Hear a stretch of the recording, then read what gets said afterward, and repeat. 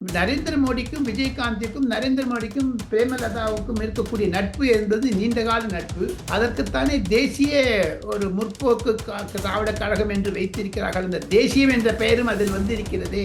So இதெல்லாம் வைத்து பார்த்தால் விஜயகாந்த் மீது அதே மாதிரி உதயநிதி ஸ்டாலின் பிரதமரை சந்தித்தது பெரிய கிளர்ச்சி உண்டாக்கிவிட்டது. பாஜகவிலும் சரி, திமுகவிலும் சரி, அதிமுகவிலும் சரி, காங்கிரசிலும் சரி, தமிழகத்தில் அது ஒரு டர்னிங் பாயிண்ட் ஆகிவிட்டது. நரேந்திர மோடி மீது வெறுப்பு என்பது போய் அன்பு வளர ஆரம்பித்து விட்டது. இதே திராவிட முன்னேற்ற கழகம் கோபேக் மோடி கருப்பு கொடி காமிச்சாங்க. இப்ப காமி சொல்லுங்க பார்க்கலாம். இப்போ வெள்ள கொடி காட்டுவது போலதான் சார் தெரிஞ்சுட்டு இருக்கு. காரணம் என்னன்னா అక్కడ డబ్బు లేదయ్యా, డబ్బు లేదు. திராவிட முன்னேற்ற கழக அரசாங்கத்துக்கு கஜானா காலி. நரேந்திர மோடி ஜல்தியாக எடைபடாதீர்கள். நரேந்திர மோடியுடன் மோடக்கூடாது. மோதினால் அம்பு அவுட்.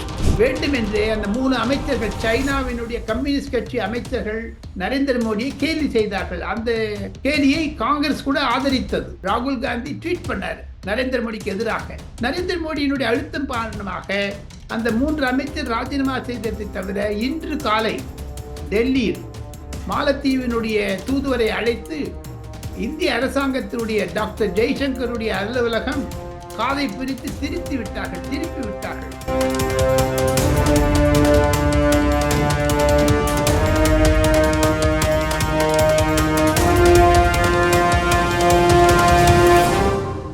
ரியல் ஒன் வாய்ஸ் நண்பர்களுக்கு, உறவுகளுக்கு வணக்கம். இன்று நம்மோடு இணைந்திருப்பவர் தமிழகம் மட்டுமல்ல, இந்தியா முழுவதும் பல்வேறு முக்கியமான செய்திகள், நிகழ்வுகளை நம்முடைய ரியல் ஒன் வாய்ஸ் நேயர்களோடு பகிர்ந்து கொண்டிருக்கும் மூத்த பத்திரிகையாளர் டெல்லி ராஜகோபாலன் சார் அவர்கள். வணக்கம் சார். நமஸ்கார் ஜி. இப்போ சமீபத்துல மோடி அவர்கள் திருச்சி, திருப்பூர் போன்ற பகுதிகளுக்கு வந்து சென்ற நிகழ்வை பொறுத்த வரைக்கும் இந்த கொங்கு மண்டலத்தை பிஜேபி டார்கெட் பண்ணுகிறது. இந்த அடிப்படையில் தான் நரேந்திர மோடி அவர்களும் திருச்சி, திருப்பூருக்கு வந்திருக்காங்க அப்படிங்கிற கருத்துக்கள் முன்வைக்கப்படுகிறது சார். இது உண்மையா சார்? 2024 தேர்தல் முடிந்த பிறகு மத்திய பாஜக ஒருவேளை தங்களுக்கு நினைவிருக்கும் கொங்கு மண்டலத்திற்கு அதிகமாக செய்து அதிமுகவினுடைய ஆதிக்கத்தை குறைத்து, திமுகவுடைய ஆதிக்கத்தை குறைத்து, பாஜகவுடைய ஆதிக்கத்தை அதிக செய்வார்கள். காரணம் என்ன என்று கேட்டால், பல ஆண்டுகளாக கோவையை கொங்கு மண்டலம், கொங்கு நாடு என்று அறிவிக்க வேண்டும் என்று போராட்டங்கள் நடத்தினாலும் அது கட்டுப்படுத்தி வைத்திருக்கிறார்கள். எந்த நிமிடமும் அது வெளிவரும். அதை நரேந்திர மோடி அவர்கள் தேவேந்திர குல வேளாளர்கள் என்று சொல்லி அவர்களுக்கெல்லாம் ஒரு சிறப்பு அம்சத்தை செய்து கொடுத்தாரே, அது மாதிரியான ஒரு சிறப்பு அம்சம் என்பது கோவைக்கும் கிடைக்கும். 2024க்கு பிறகு பாருங்கள் என்னென்ன புது புது யுக்திகள் நரேந்திர மோடி கொண்டு வர இருக்கிறார் தமிழகத்தை பற்றி என்று பார்க்க வேண்டும். உதாரணத்திற்கு காசி தமிழ் சங்கமம், சௌராஷ்டிரா சங்கமம், தமிழுக்கு இங்க இன்னொரு பிரேக்கிங் நியூஸ் உங்க நேயர்களுக்கு சொல்ல வேண்டும். ஜனவரி 26ஆம் தேதி குடியரசு தின விழா. பிரெஞ்சு அதிபர் அந்த குடியரசு தின விழாவை மேற்கோள் எடுத்து சல்யூட் எடுத்துக்க போறாரு.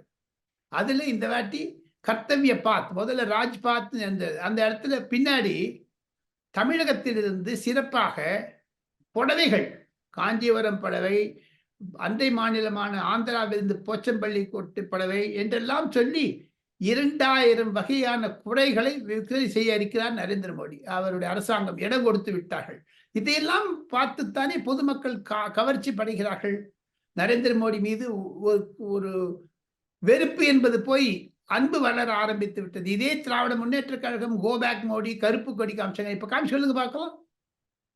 இப்போ வெள்ள கொடி காட்டுவது போலதான் சார் தெரிஞ்சுட்டு இருக்கேன். ஆமா, நீ நல்லா ஹெட்டிங் போட்டீங்க. வெள்ள கொடி கரெக்ட். కారణం ఏంటంటే అక్కడ డబ్బు లేదయ్యా, డబ్బు లేదు. திராவிட முன்னேற்ற கழக அரசாங்கத்துக்கு கஜானா காலி. மத்திய அரசாங்கம் நோட்டு பிரிண்ட் பண்ண முடியாது.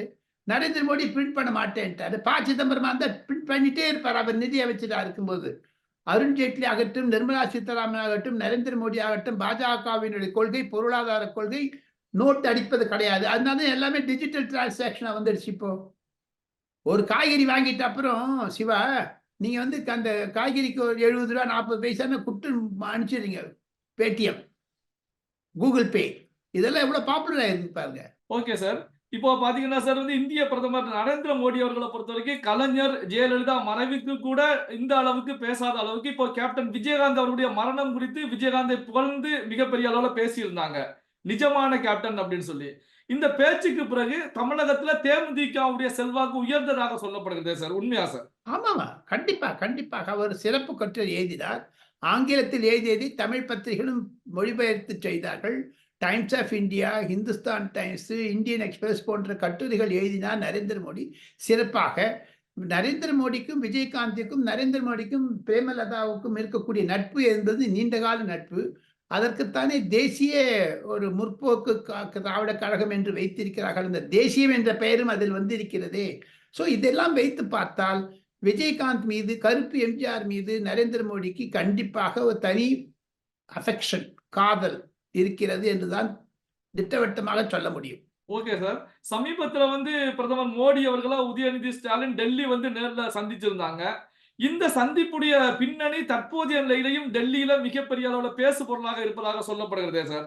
என்ன டெல்லியில காங்கிரஸ்காரங்க பயந்துருக்காங்க. அவன் வயத்துல புலி கரைச்சி விட்டாரு அவர் பாட்டுல. உதயநிதியை இங்க பேசினத்துல வயத்துல நெருப்பு காயிட்டு வயத்து எரியுதுங்க காங்கிரஸ்காரனுக்கெல்லாம். காங்கிரஸ் அப்படின்னா ஐஎன்டிஐ அலையன்ஸ்ல ஏதாவது பிரச்சனைகள் உருவாகி இருக்கிறதா சார்? அதற்காக நரேந்திர மோடி டைம் கொடுத்து ஒரு பேச்சு பொருளாக்கினார். ஏங்க அதை தவிர இன்னொன்னு, இப்போ உங்க ஆபீஸ்ல கூட வினோத்குமார் மலைக்கு போறாரு. சுவாமியே சரணம் ஐயப்பான்னுட்டு. உதயநிதி தடால சரணம் அடைஞ்சிட்டாரு மோடி கிட்ட. அதிக சரணாகதி அதையும் சொல்ல மாட்டேங்கிறீங்க. இத்தனை நாள் வீராப்பு செங்கலை காமிச்சாரு, முட்டையை காமிச்சாரு, சனாதன தர்மத்தை பத்தி பேசினாரு. சனாதன தர்மத்திற்கு முழு ஆதரவு தரக்கூடிய நரேந்திர மோடியிடமே சரணாகதி அடைந்து விட்டால் திராவிட முன்னேற்ற கழகத்திற்கு எங்க பேச்சு இருக்குதுங்க? அதை தவிர அந்த தர்மபுரி எம்பி செந்தில்குமார் இருக்காரு, நாடாளுமன்றத்தில் பசுமுத்திரத்தை பத்தி பேசினார். 2 நாள் கரைபலம் நடந்த பிறகு, அஜிடேஷன் நடந்த பிறகு டிஆர் பாலுவை மன்னிப்பு கேட்க வைத்தார்.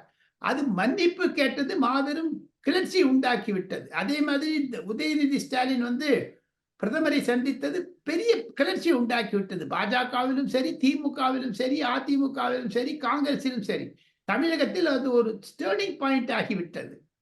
தாங்கள் கூட கேட்டீர்கள் சற்று நேரத்தின் முன்பு, பியூஷ் கோயல்னா இதானே பண்ணுவாங்களாட்டு. ஒன்றும் பண்ண மாட்டார் அவர்.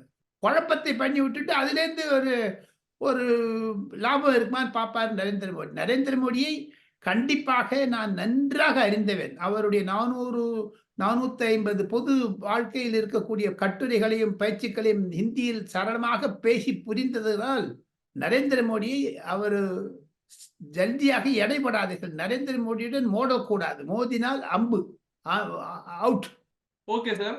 இன்னைக்கு ஒரு முக்கியமான நிகழ்வு சென்னை உயர்நீதிமன்றத்துல நடந்திருக்கிறது சார். அதாவது வரக்கூடிய 10ஆம் தேதி முரசொலி அலுவலகம், கோடம்பாக்கத்தில் இருக்கக்கூடிய இந்த முரசொலி அலுவலகம் குறித்த தீர்ப்பு, அதாவது தேசிய எஸ்சி ஆணையத்தை பொறுத்த வரைக்கும் இது குறித்து விசாரிப்பதற்கு மேற்கொள்ளப்படும் போது இதற்கு எதிர்ப்பு தெரிவித்து திமுக தரப்புல சென்னை உயர்நீதிமன்றம் சென்றிருந்தாங்க. இதற்கு தீர்ப்பளிக்கக்கூடிய நிகழ்வு ஜனவரி 10ஆம் தேதி நடைபெற இருக்கிறது. இந்த தீர்ப்பு எப்படி சார் இருக்கும்? அது பொது வழியில் பார்த்தால் அது எல் முருகன் தானே முதல்ல பண்ணாரு. அதை பாட்டாளி மக்கள் கட்சி ராம்தாஸ் ஐயா தானே கொண்டு வந்தாரு. பாரதிய ஜனதா கட்சியுடைய நிர்வாகி சீனிவாசன் அவர்கள் தான் இதை ஒரு வழக்கா எடுத்துட்டு வர்றாங்க. அது அப்படி பார்க்க போனீங்கன்னா நம்ம சிவா, இது நீதிமன்றத்தினுடைய கட்டுப்பாட்டில் இருப்பதனால் இப்படியும் போகலாம், அப்படியும் போகலாம். 2 விஷயம் நாம் பேசலாம். எது இருப்பினும் இது ஒரு பிரச்சனையாகத்தான் முரசொலி இருக்கும் என்று தான் நான் கருதுகிறேன். நீதிமன்றம் தற்போது விசாரணை மேற்கொள்ளலாம் அப்படிங்கிற அறிவிப்பை தீர்ப்பாக கொடுத்தாங்க அப்படின்னா இது திமுகவுக்கு எப்படி சார் இருக்கும்? பாதகம் ஏற்படும். முரசொலி அலுவலகத்தை காலி பண்ண வேண்டிய நிலைமை வரும்.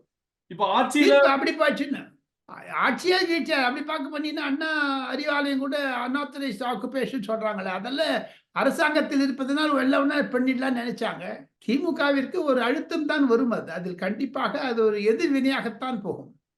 நீங்க சொன்னது போலதான் சார். இந்த பஞ்சமி நில விவகாரம், முரசொலி அலுவலகம் இருக்கக்கூடிய பஞ்சமி நில விவகாரத்தை பொறுத்த வரைக்கும் எல் முருகனுக்கும் திமுகவுக்கும் இடையில மிகப்பெரிய ஒரு பனிப்போரே கடந்த காலத்துல நடைபெற்றது. அப்படி இருக்கும்போது இந்த நிகழ்வு பாஜகவை பொறுத்த வரைக்கும் முக்கியமான ஒரு நிகழ்வாகத்தான பார்த்துக்கிட்டு இருப்பாங்க சார். ஆமா, இப்ப பாருங்க, டிஎம்கே ஃபைல்ஸ் பண்ணாரு அண்ணாமலை, எல் முருகன் இப்படி பண்றாரு. பல இதற்கிலிருந்து அழுத்தங்கள் வர ஆரம்பித்து விட்டது. மு.க. ஸ்டாலினுக்கும் சமீப காலமாக தன்னுடைய கவனங்கள் முழுக்களும் அடுத்த ஆண்டு தேர்தல் 2026 தேர்தல் வர இருக்கிறது. அதே இருக்கிறது. அது உடல்நிலை வேற சரியில்லை. இதையெல்லாம் வைத்து பார்த்தால் நாம் இருவரும் பேசிக்கொண்டிருக்கக்கூடிய சமயத்தில் அது பாஜகவிற்கு லாபமாகத்தான் போகுமே தவிர நட்டமாக இருக்காது. மாலத்தீவுல 3 அமைச்சர்கள் சஸ்பெண்ட் செய்யப்பட்டிருக்காங்க. பிரதமர் மோடி அவர்கள் குறித்து விமர்சனம் முன்வைத்ததற்காக. இதை நீங்க எப்படி சார் பாக்குறீங்க?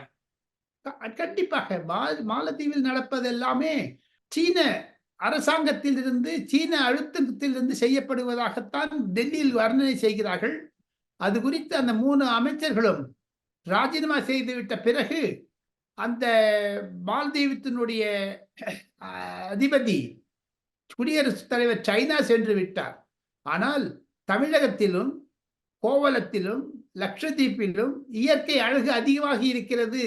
அதைத்தானே நரேந்திர மோடி மகாபலிபுரத்திலும் வந்தபோது சமுத்திரத்தில் சென்று அங்கு இருக்கக்கூடிய குப்பைகளை எல்லாம் வாரிக்கொண்டு வந்தார். அதற்கு இயற்கை சூழ்நிலைகளை செய்து விட்டார். மகாபலிபுரத்தை ஒரு டூரிஸ்ட் ஸ்பாட் ஆக்கி விட்டார். ஏற்கனவே இருந்ததை நிலைநாட்டினார். அதே மாதிரி கோவளம், அதே மாதிரி இப்போ லட்சத்தீவு, அங்க போய் ஸ்நார்க்லிங் பண்ணார், மீன் பிடிப்பது போன்ற இதையெல்லாம். அதனால உலக புகழ் பெற்று விட்டது அந்த இடம். அதை பார்த்து கொண்டு மாலத்தீவில் வேண்டுமென்றே அந்த 3 அமைச்சர்கள், சைனாவினுடைய கம்யூனிஸ்ட் கட்சி அமைச்சர்கள் நரேந்திர மோடியை கேலி செய்தார்கள். அந்த கேலியை காங்கிரஸ் கூட ஆதரித்தது. ராகுல் காந்தி ட்வீட் பண்ணார் நரேந்திர மோடிக்கு எதிராக. நரேந்திர மோடியினுடைய அழுத்தம் காரணமாக அந்த 3 அமைச்சர் ராஜினாமா செய்ததை தவிர இன்று காலை டெல்லியில் மாலத்தீவினுடைய தூதுவரை அழைத்து இந்திய அரசாங்கத்தினுடைய டாக்டர் ஜெய்சங்கருடைய அலுவலகம் காதை பிரித்து திருப்பி விட்டார்கள். இந்தியாவின் பொருளாதார நிலைமையோ, சுற்றுலா பயண நிலைமையோ, எந்த பிரச்சனையும் ஏன் அவர்கள் தலையிட வேண்டும்? அயல் நாட்டினர். எது இருப்பினும் மாலத்தீவிற்கு ஒரு ஓட்டு உண்டு அகில இந்திய ஐநா சபையில்.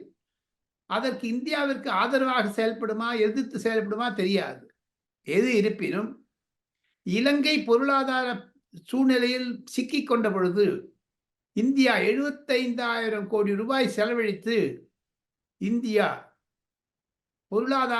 இலங்கை பொருளாதாரத்தை மேம்படுத்தியது. அதே மாதிரி மால்தீவ்ஸிலும் என்னை கேட்டீர்கள் என்றால் கூடிய விரைவில் அந்த ஜனாதிபதி தூக்கி எறியப்படுவார். அங்கு ஒரு கூ நடக்கும் என்று அங்கு ஒரு கிளர்ச்சி வரும் என்று தான் எதிர்பார்க்கிறார்கள். இந்திய பாதுகாப்பு ஆலோசகர் அஜித் தோவல் அவர்கள் கூட நாளையோ அல்லது மறுநாளோ இது பற்றி ஒரு ஆழ்ந்த நம்பிக்கையுடன் இருக்கக்கூடிய ஒரு கூட்டத்தை கூட்டி பிரதமருக்கு ஆலோசனை சொல்ல இருக்கிறார் என்பதுதான் தாஜா செய்தி. Current news, sensational news for real one viewers. Sir, இப்போ நரேந்திர மோடி அவர்கள் லட்சத்தீவுக்கு வந்த பிறகு மாலத்தீவுக்கு செல்லக்கூடிய சுற்றுலா பயணிகளுடைய எண்ணிக்கை முற்றிலுமாக குறைந்து விட்டது. அதாவது இந்தியாவிலிருந்து மாலத்தீவுக்கு செல்லக்கூடிய பயணிகளை பொறுத்த வரைக்கும் அவருடைய விசா டிக்கெட்டை கேன்சல் செய்திருக்காங்க. இதன் மூலமாக மாலத்தீவுக்கு மிகப்பெரிய ஒரு அடி கொடுக்கப்பட்டதாக தான் இப்போ பேசப்படுகிறது. இது உண்மையா சார்? ஆமா, உண்மைதான். காரணம் அவங்களாம் வாயை பெரிய பேச்செல்லாம் நம்ம பண்ணக்கூடாது. அக்ஷய்குமார் மற்றும் பிரபல ஹிந்தி திரைப்பட நடிகர்கள், நடிகைகள் கூட ட்வீட் செய்திருக்கிறார்கள். சமூக வலைதளங்களில் மாலத்தீவை பற்றி அசிங்கமாக பேச ஆரம்பித்து விட்டனர். ஆக மொத்தம் நரேந்திர மோடி நினைத்தால் அண்டை மாநிலமான மாலத்தீவு என்பது டி நகர், திராவிடா நகர், திருவல்லிக்கேணி மற்றும் சைதாப்பேட்டை, கிண்டி போன்ற பாகங்களை விட குறுகிய மாநாடு, சின்ன இடம். அது ஒரு நீங்க ரங்கநாதன் கூட இல்லைங்க ஒரு தீர்வு. டி நகர்ல போனீங்கன்னா அவ்வளோ கச்சான்னு இருக்குது பாருங்க. நான் மாலத்தீவுக்கு ராஜீவ் காந்தியுடன் 1986 நான் சென்று வந்திருக்கிறேன். 6 முறை சேர்ந்து வந்திருக்கிறேன். அங்கு இருக்கக்கூடிய பிரச்சனைகள் தனி. சீன ஆதிக்கம் அங்கு வந்து விட்டது. அதை முறியடிப்பதற்குத்தான் நரேந்திர மோடி இது மாதிரியான வேலைகள் எல்லாம் செய்திருக்கிறார். மொத்தமாக பார்த்தால் இது மாலத்தீவுக்கு ஆபத்தாக முடியும். காரணம், அகில உலகத்தில் இருக்கக்கூடிய சுற்றுலா பயணிகள் இனி லட்சத்தீவுக்குத்தான் வர ஆரம்பித்து விடுவார்கள். அது மாலத்தீவினுடைய பொருளாதாரத்தை பாதிக்கும் என்று கடைசியாக நாம் இருவரும் பேசி முடித்துவதற்கு முன்பாக ஒரே ஒரு கருத்து, நரேந்திர மோடி நடந்தால் எதையும் செய்ய முடியும், நரேந்திர மோடியை விரோதித்துக் கொள்ளாதே என்று மாலத்தீவில் இருக்கக்கூடிய ஜனாதிபதி கூட பேச ஆரம்பித்து விட்டார். அது ஒரு புது திருப்பமாகத்தான் நான் கருதுகிறேன். நல்ல சிவா. பல்வேறு முக்கியமான தகவல்களை நம்முடைய ரியல் ஒன் வாய்ஸ் நேயர்களோடு பகிர்ந்து கொண்டதற்கு நன்றி சார். நன்றி.